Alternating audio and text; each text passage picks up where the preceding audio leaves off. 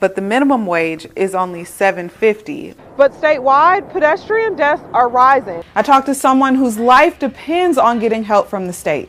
It could be 3 to 5 years before this airport looks any different. I saw my Twitter feed turn to disappointment and fear. He says that none of the people involved in the shooting were residents of the community. Donate all proceeds to the cause. KMUH's Carla Valcourt is in the studio. Even small steps like this one could make it impossible for some people with disabilities to get inside.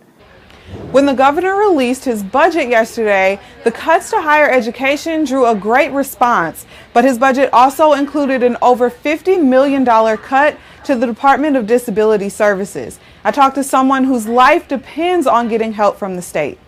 I'm a quadriplegic and I'm paralyzed from the shoulders down, so I need help literally to live. Governor Eric Greitens cut more than $50 million from the Division of Senior and Disability Services in his budget Thursday. The governor's new budget would mean fewer people are eligible for in-home care, which would cost the state less. Pun says this is the wrong way to go about balancing the budget. I want to live in a country where we take care of everyone, and this could literally kill some people. Other areas affected by the cuts are the salary in-home nurses would be paid. Pun told me he uses websites like Craigslist to find the in-home care he needs, but he realizes some nurses may not take the job because the state pays so little for in-home nurses.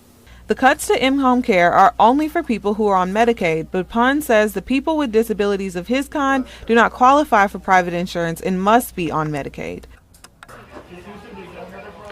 Pun says he would like to meet Governor Greitens so that he can come face-to-face with the people his budget cuts will affect.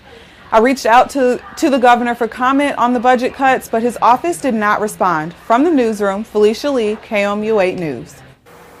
I'm here at the Rainbow House in Columbia, where employees and donors celebrated the organization's contributions to the community earlier today. The organization has remained true to its original mission, stated in 1986, but has evolved to support its abused children through the court system. A protector doesn't always come in the form of a superhero. Sometimes it's just someone like Tracy Gonzalez who protects you when no one else knows how. For me, when I decided that I wanted to prosecute criminal activity, for me being able to have the opportunity to be a voice for those individuals in the community that are the most vulnerable is what keeps me going. She works with a team of superheroes at the Rainbow House, a temporary foster home, to make sure children's abusers see justice.